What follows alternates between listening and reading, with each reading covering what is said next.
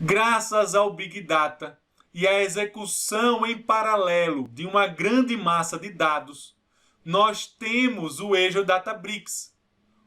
Meu nome é Fábio Menezes e nós iremos conhecer um pouco mais sobre esse recurso, quanto ele custa e como criá-lo dentro do Azure. Espero que gostem. Não esqueçam de dar seu like e de se inscrever no nosso canal. Também é importante interagir comigo, tirando suas dúvidas. Muito obrigado e vamos lá!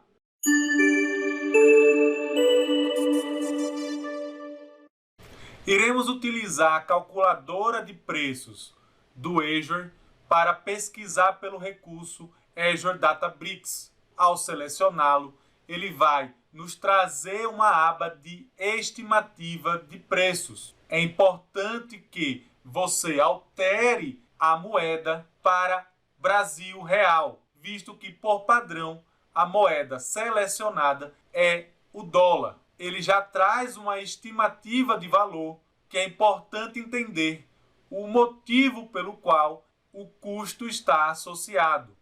A primeira informação é a região, visto que regiões diferentes podem ter valores diferentes. Também é importante entender que a tramitação de recursos em regiões diferentes podem também acarretar em valores adicionais no momento da execução dessa tramitação.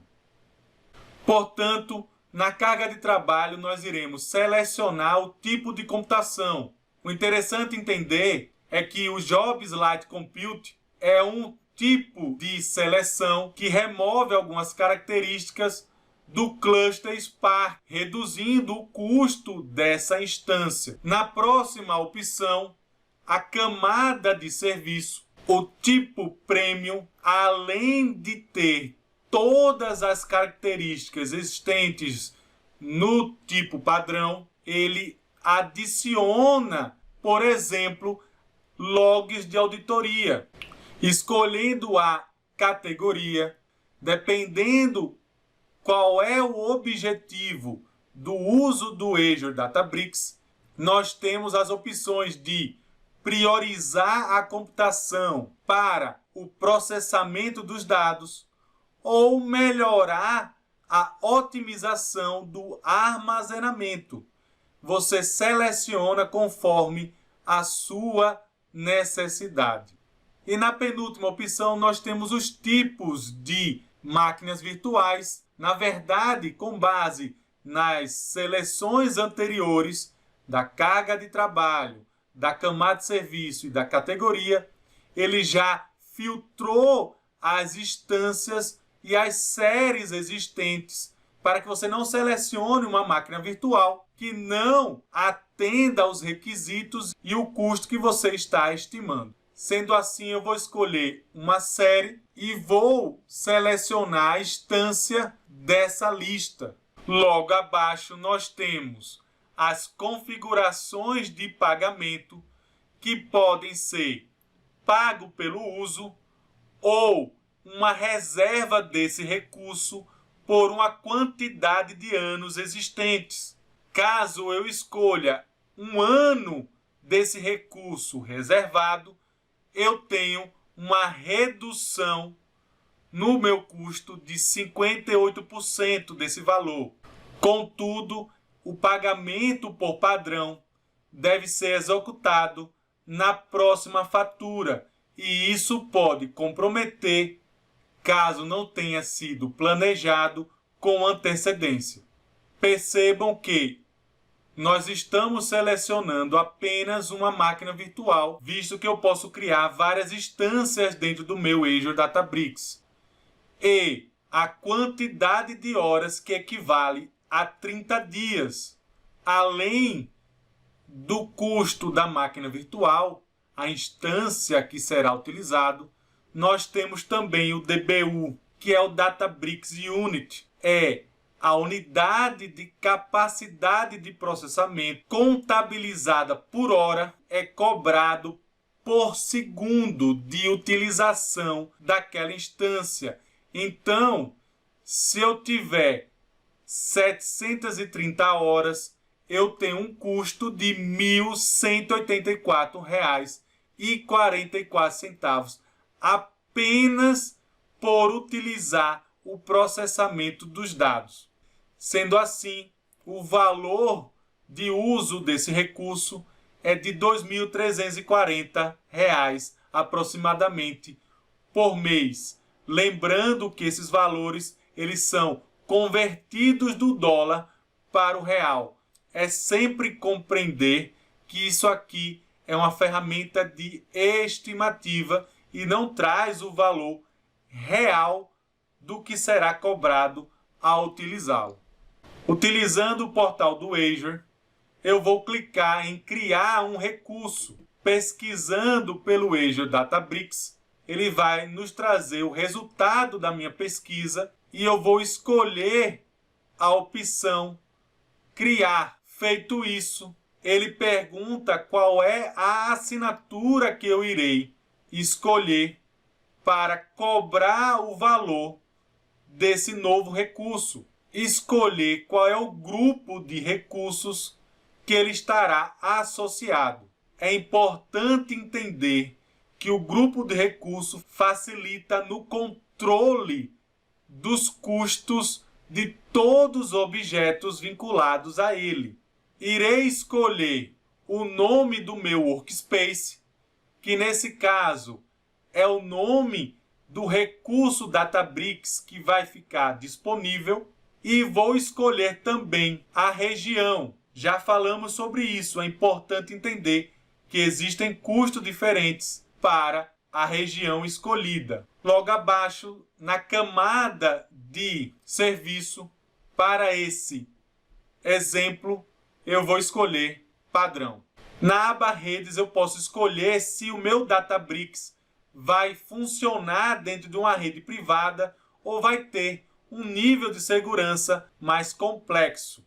Na aba avançado, eu posso definir que minha infraestrutura vai ser toda criptografada, mas por ter selecionado a camada de serviço como padrão, esta opção não é permitida. Na aba tags, lembrando que é importante sempre defini-las, porque eu consigo também agrupar os custos pela etiqueta.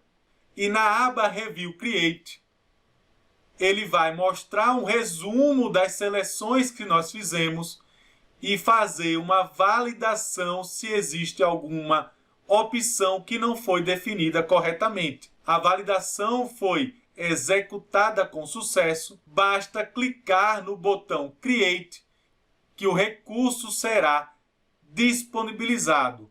Após implantar o seu novo recurso, nós podemos clicar em ir para o recurso, em abrir o workspace.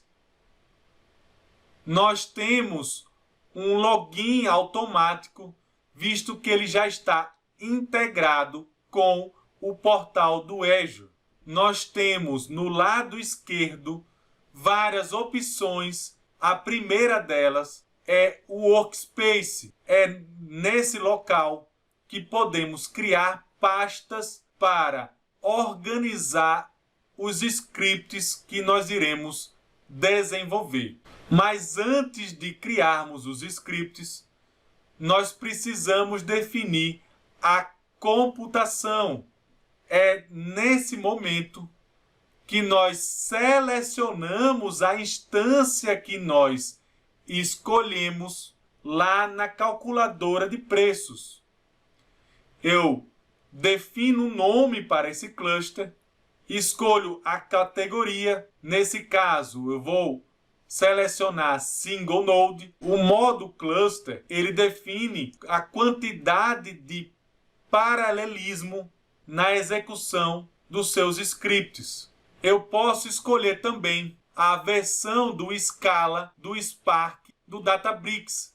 E você deve escolher conforme o código que você está utilizando, pois pode ter incompatibilidade dependendo da versão escolhida.